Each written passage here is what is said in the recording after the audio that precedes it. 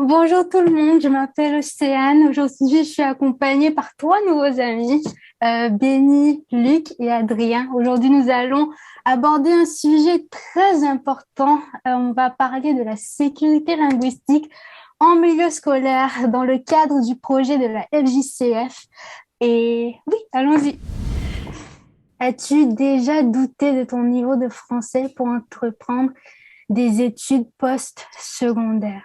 Moi, je dirais le contraire. J'ai ressenti beaucoup de pression par rapport à mon niveau de français, puisque nous, au Canada français, il y a beaucoup de dialectes, différents dialectes. Puis nous, en Acadie, par exemple, par chez nous, on parle le chiac. Donc, c'est- par exemple, si moi, présentement, je parlerais chiac, c'est pas un dialecte qui est standardisé que tous les francophones à travers le monde pourraient me comprendre. Mais les gens de chez moi peuvent me comprendre. Puis c'est une façon de parler qui est belle et qui est vraiment, qui appartient à notre culture. Toutefois, lorsqu'on arrive à l'école, on se fait dire, on parle pas le bon français. C'est pas ça qu'on dit est faux, c'est des erreurs. Donc là, ça nous fait perdre beaucoup de confiance. Puis je suis pas le seul élève qui a vécu ça, qui sentait l'insécurité linguistique quand on faisait une rédaction et quand on écrivait une très belle histoire, c'était logique, puis on perdait la moitié de nos points sur nos erreurs parce qu'on ne devrait pas utiliser ça, parce que c'est un anglicisme. Mais toutefois, j'ai quand même pu bien transmettre mon message. Oui, je pense que le français standard, c'est important à apprendre, surtout dans un milieu postsecondaire, puisque, comme je l'ai dit, c'est important que on, tous les francophones puissent se réunir, puissent se comprendre. C'est pas le français standard est pas un bon français. Puis je pense que si les élèves peuvent réaliser ça, ils vont pas sentir cette pression-là de tant performer en français, puis ils vont pas se sentir comme si leur façon de parler qui leur appartient est mal. Donc là, je pense si, de mon côté, moi, si j'aurais moins eu cette pression-là lorsque j'aurais été jeune, j'aurais pas, on dirait, je m'aurais plus senti à l'aise d'être introduit dans le niveau français parce que, tu sais, le français, ça s'apprend. Je veux dire, plutôt la grammaire, tu sais, est-ce qu'on met un S ici? Est-ce qu'on l'accorde en genre et en nombre? C'est toutes des choses qui s'apprennent. Mais pour moi, le français, mon chiac, c'est quelque chose qui se vit. Puis c'est donc, pour moi, c'est ma façon de m'exprimer. Si t'es pas capable de bien t'exprimer, si t'es pas capable de bien te sentir à l'aise, si t'es pas capable d'être qui tu es, tu pourras pas réussir au postsecondaire non plus. Donc, je pense que les deux niveaux sont également importants, puis c'est quelque chose qu'on doit exprimer dans les écoles. Est-ce que je me doutais de mon niveau de français? À un jeune âge, oui. Mais là, je m'ai vite et facilement, pas facilement, mais je m'ai vite aperçu que mon français, c'était le mien. Puis ça que les autres en pensent, ben, ça, c'est à eux. Félicitations si qu'ils pensent que c'est le pire français que je pourrais quelquefois supporter. Ouais, ça, c'est de leur côté. Mais de mon côté, c'est mon français. Et puis, faut que je le vive pour moi et pas pour tout le monde d'autre. Ça sonne un peu comme si je suis un peu selfish, là. Mais vraiment, la façon dont je le vois, c'est que lors d'une présentation il y a quelques années passées, j'ai été approché par une chaîne médiatique qui m'a demandé, et toi, l'insécurité linguistique, qu'est-ce que ça te dit? Et puis ma réponse c'était, le bon français n'en a pas. Mais chaque être humain qui parle le français a son propre bon français. Alors, pourquoi se douter de son niveau de français si chaque être humain qui parle le français ou chaque francophone, je pourrais dire, a son bon français à lui? Oui, il y a un niveau standard qui est à l'échelle. Je comprends. On comprend tout. Et Luc, je ne pourrais pas dire de meilleurs mots que le chiac, c'est ta vie, et que le français, ça s'apprend. C'était comme presque de l'or pour moi, ça. Puis c'est vrai, euh, on a chacun, on doit être à un niveau, oui, standardisé. Mais peu importe, on a un français qui nous appartient à chacun individuellement. Et puis, on doit être fier de ce français.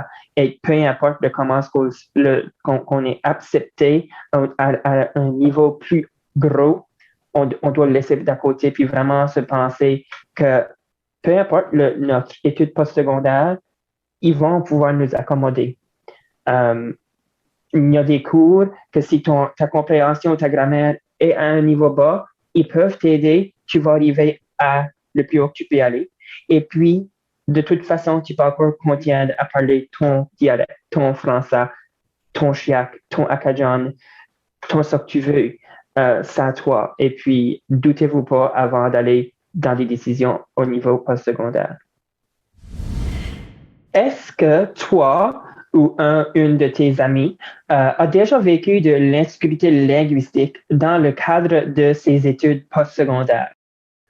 Moi, je vais compter une situation très spécifique quelque chose qui se passe dans ma faculté. Donc, moi, j'étudie pour devenir un enseignant. Je suis étudiant en éducation primaire. Puis nous, à notre université, pour passer notre bac en éducation, euh, pour, pour avoir son brevet d'enseignant, on doit faire un test de compétences langagières. Donc, ce test de compétences-là, je ne sais pas si c'est quelque chose qui est fait ailleurs ou je ne connais pas la situation au Canada, mais je sais que nous, à l'université, on doit se changer dernièrement, mais là, présentement, on doit réaliser 5 tâches en français. Donc, ça peut être des dictées, rédiger un courriel, repérer des erreurs, etc. Qui est quand même quelque chose qu'on devrait s'attendre des enseignants. Mais ce que je trouve qui cause de l'insécurité linguistique, c'est que donc, tout d'abord, il faut qu'on réussisse chaque tâche avec une moyenne d'environ 75% pour avoir son bac. Donc, si on échoue une tâche puis on a 3 chances, on ne peut pas avoir son diplôme. Donc, moi, je trouve que c'est quelque chose de très, très frustrant parce que là, on est en train de comparer le niveau de français d'un enseignant versus toutes ses autres aptitudes. Donc, on est en train de dire, si j'ai passé un bon français, je ne peux pas enseigner. Je ne peux pas être un enseignant. Si je ne suis pas capable de repérer certaines erreurs, tu n'es pas capable d'enseigner. Puis moi, je trouve que ça, c'est quelque chose de très frustrant parce que, puis honnêtement, pour moi, j'ai pris des cours à l'université en grammaire, je me sens capable de réussir ces examens-là. Tandis que j'ai des collègues que pour eux, c'est plus un défi. Mais ça revient à l'idée que c'est quand même, ça sent comme une claque dans la face en dire que on passe toutes nos années, moi, mon bac, c'est 5 ans, on étudie des différentes méthodes d'apprentissage, toutes ces choses-là. Mais au final, ça revient que notre bac est autant important qu'un seul test de français parce que c'est comme si on dit que ça, c'est l'aptitude que tous les enseignants doivent avoir. Mais si on pense à une seconde, quand on était jeunes, les enseignants qui nous ont le plus affectés, qui nous ont plus etc., c'était pas les enseignants qui étaient forcément les meilleurs en français. C'était les enseignants qui pouvaient vraiment plus nous toucher puis vraiment nous enseigner puis vraiment nous engager comme élèves. C'était pas les enseignants qui savaient comment accorder leur participation passée. Donc, moi, c'est une situation à l'université que je trouve que, pas seulement moi, mais que ça cause de l'insécurité chez les élèves, chez les étudiants, je devrais dire. Moi, de mon côté, oui, également, j'ai eu à vivre de la sécurité linguistique durant mon parcours post-secondaire. Alors, au début, c'était moi parce que moi, je suis dans un bac en sciences avec major en biologie. Au début de mon programme, c'était vraiment bien. Tous mes livres étaient en français. Et après, rendu à un certain moment de mon programme, quand ça a commencé à devenir un peu plus sérieux, je dirais, euh, je commençais à avoir des cours où malheureusement, il n'y avait pas des livres en français.